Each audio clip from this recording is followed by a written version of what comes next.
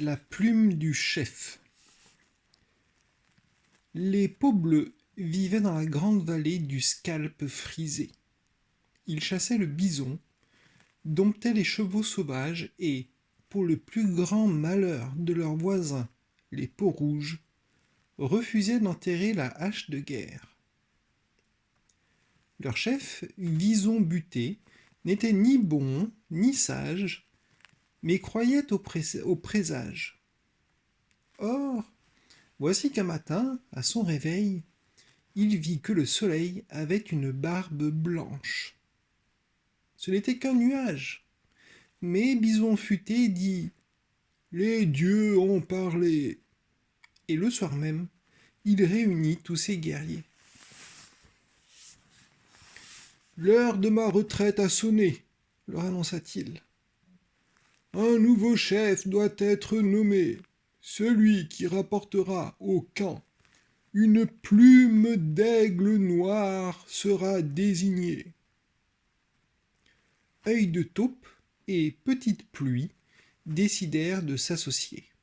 Ni l'un ni l'autre n'étaient de bons guerriers. Quand il fallait charger, Œil de taupe, qui avait la vue basse, tournait le dos à l'ennemi. Pendant les combats, on l'envoyait généralement se promener avec Petite Pluie qui, lui, pleurait pour un rien. C'était plutôt gênant pour un Indien. À la suite de ce discours, quand le coq eut salué le jour, tous les peaux bleues, munis de flèches, d'un arc et d'une hache, partirent vers la montagne sur le sommet de laquelle l'aigle noir avait fait son nid. Mais pour Œil de taupe, une montagne, c'était bien trop petit. Passant près d'elle sans la voir, il entraîna Petite Pluie dans la vallée, tandis que les autres, concurrents, commençaient l'escalade. Les deux amis gambadèrent dans la prairie, quand soudain, ils entendirent du bruit près de la rivière. Ils s'approchèrent. C'étaient les peaux rouges qui pique-niquaient. Petite Pluie eut si peur qu'il se mit à pleurer. « Viens, éloignons-nous, dit doucement Œil de taupe. Mieux vaut rester discret. » Il entraîna Petite Pluie derrière un bosquet. Ce n'était pas un bosquet, mais les plumes entassées des Indiens qui se baignaient. Il y en avait une qui chatouillait le nez de Petite Pluie. « Atchoum !» fit celui-ci. Les peaux rouges, alertés, sortirent de l'eau. C'en était trop. Petite Pluie éclata en sanglots. Se voyant découvert, Œil de taupe voulut se défendre, mais au lieu d'une hache, il avait pris un parapluie. « Sauvons-nous !» dit-il à son associé, ce qu'ils firent sur le champ, en emportant les plumes de leurs ennemis. De leur côté, les fiers guerriers peau bleue étaient arrivés au sommet de la montagne. Effrayé par leurs cris, l'aigle quitta son nid et s'envola. Aussitôt, des flèches fusèrent de toutes parts. L'oiseau fut blessé. Tant bien que mal, il survola la vallée et aperçut en bas deux bêtes qui couraient. « Tiens, pensa-t-il, l'autruche a des cousins. Peut-être pourront-ils m'aider. » À bout de force, il piqua droit sur les volatiles qui n'étaient autres qu'Œil de taupe et Petite Pluie, et tomba à leurs pieds. « Qu'est-ce que c'est ?» dit l'un.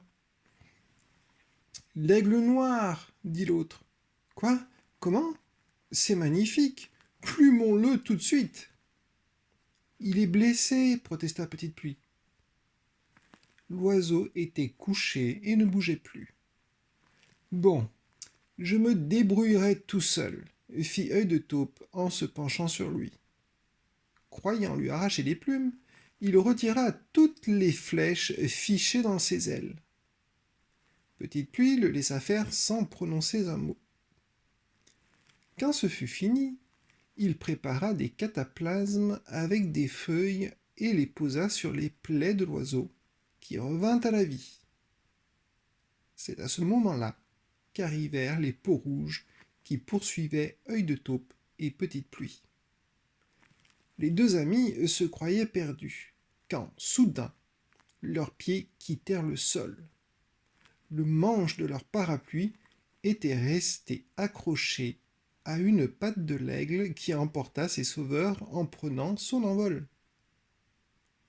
Après une petite balade dans le ciel, il se posa sur la plus haute montagne. S'adressant à ses passagers, il leur dit : « Vous êtes de drôles d'oiseaux.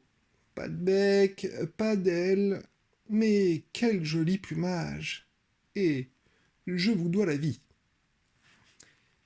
« Si nos plumes te plaisent, elles sont à toi, répondit Petite Pluie. Mais en échange, donne-nous-en une des tiennes. Marché conclu, fit l'aigle. Sur le chemin du retour, Petite Pluie pleurait de joie. Les larmes lui brouillaient la vue. Quant à Œil de Taupe, ça ne changeait rien à l'habitude. Il n'y voyait pas. Aussi, voici ce qu'il advint. Ils tombèrent dans un ravin. Et encore une fois, le parapluie les sauva. Il n'y eut qu'à l'ouvrir comme un parachute pour atterrir tranquillement en bas.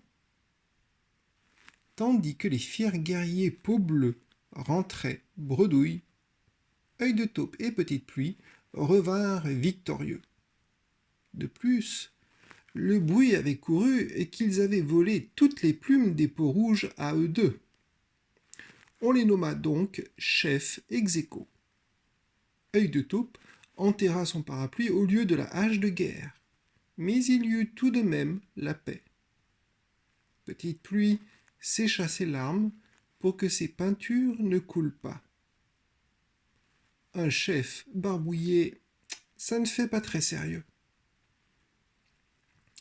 Ainsi l'on vécut heureux, chez les Peaux-Rouges comme chez les Peaux-Bleues. Et, sur tout ce bonheur, on vit parfois planer un drôle d'aigle noir, aux ailes bariolées.